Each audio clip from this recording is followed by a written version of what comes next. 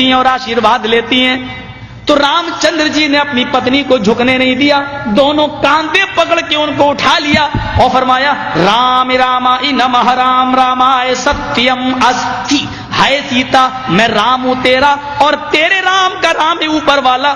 Sanskrit grammar میں یہ رام رام آئے, جب رام کے ساتھ آئے آ جائے تو اس کا معنی ہوتا کا لیے, کے لیے, کو لیے, کی لیے. رام رام آئے, رام کے لیے نمسکار کرو, جھکو, یعنی اپنے رام کے سامنے نہیں بلکہ اس رام کے سامنے جو تیرے رام کا بھی رام ہے. اے سیتا میں تیرا رام ہوں اور تیرے رام کا رام ہے اوپر والا. رام رامائے نمہ, اپنے رام کو پرنام نہ کر بلکہ اس رام کے سامنے جھک جو تیرے بھی رام کا رام ہے. اس لیے ہندوؤں میں جب کوئی مر جاتا تو کہتے ہیں رام رام ستیہ ہے. ارتھی دیتے وقت شمشان گھاٹ میں لے جاتے وقت کیا کہتے ہیں رام رام ستیہ. اب بدل دیا, کہنے لگے رام نام ستیہ ہے.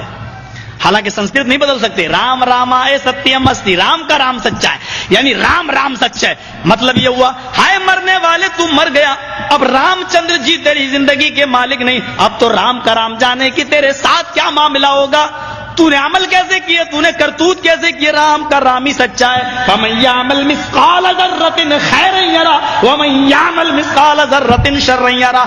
ایک نہیں 1,00,000 قرآن خوانی کر ڈالو, ایک نہیں 1,00,000 قرآن پڑھ کے مرنے والے پہ بخش دو, مرنے والے کو کچھ بھی ثواب نہیں ملے گا. اس کی اپنی زندگی میں جو اس نے عمل کیے ہوں گے وہی اس کے کام آئیں گے. اگر قرآن خوانی کر کے کسی کو بخشنے سے ثواب ملتا ہوتا اور کوئی آدمی جنت میں جانے والا ہوتا, قرآن کے بخشنے سے تو اندرا گاندھی تو جنت الفردوس کی وارث ہو جائے گی. ہمارا باپ مرتا ہے تو ایک قرآن پڑھا جاتا ہے نا. اندرا گاندھی مری تو ضمیر فروش کٹھ ملاؤں نے, اپنے ضمیر اور اپنے ایمان کو بیچنے والے ملا اور مولویوں نے اس کی سمادھی پر 3 قرآن خوانی کی ہے, صرف کانگریس سے پیسہ وصول کرنے کے لیے. 3 قرآن. ایک قرآن جس پر پڑھ کے بخش دیا جائے تمہارا باپ جنت میں چلا جائے, 3 پڑھے جا رہے ہیں, کیوں نہیں جائے گا صاحب؟ وہ کافر ہے. کافر کہاں ہے؟ نہیں, وہ کلمہ نہیں پڑھتا. جو کلمہ تم پڑھتے ہو وہ بھی تو وہی کلمہ پڑھتا ہے. تم کہتے ہو لا الہ الا اللہ محمد رسول اللہ, اس کے یہاں پر بھی تو یہی کلمہ لکھا ہوا ہے. اتھرو وید کے 20ویں کانڈ میں, اور پنڈت مرنے سے پہلے اپنے بیٹے کو وہی انکہی کے جملے سکھلاتا ہے.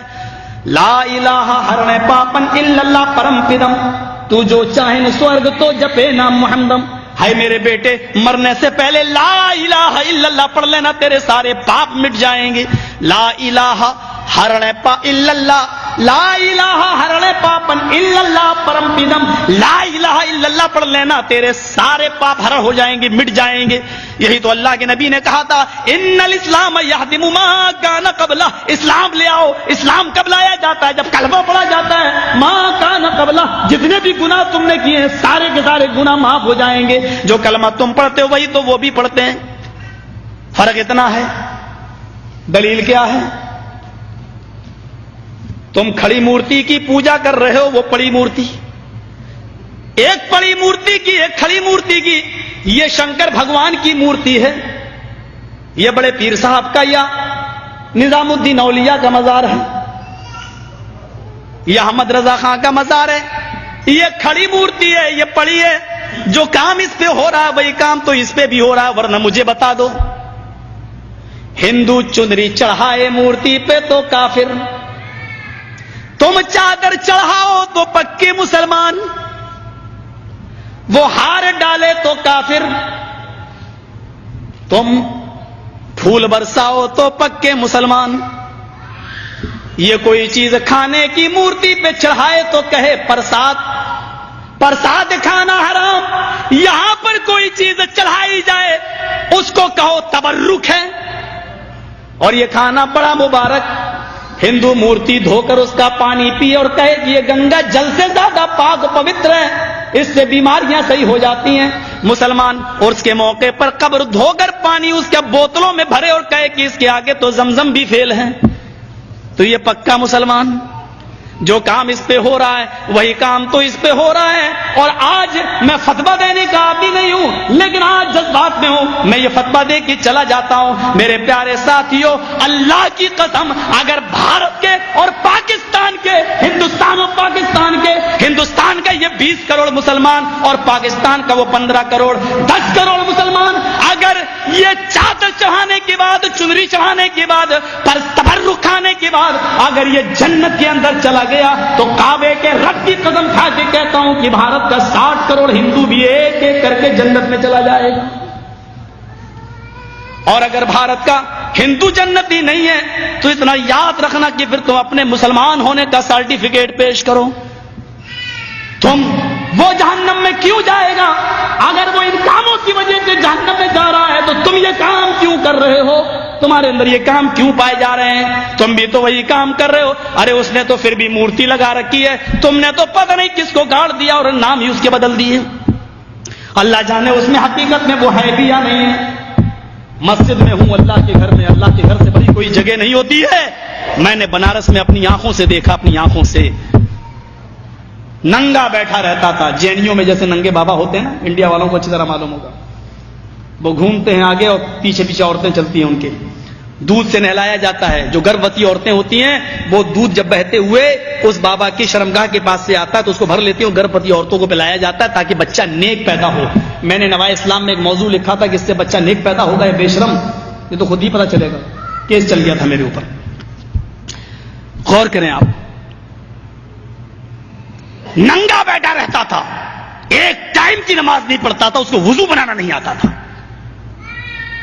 مر گیا جب وہ، اس کا مزار بنا دیا گیا. 3 سال کے بعد اس کا نام رکھ دیا گیا ننگا بابا.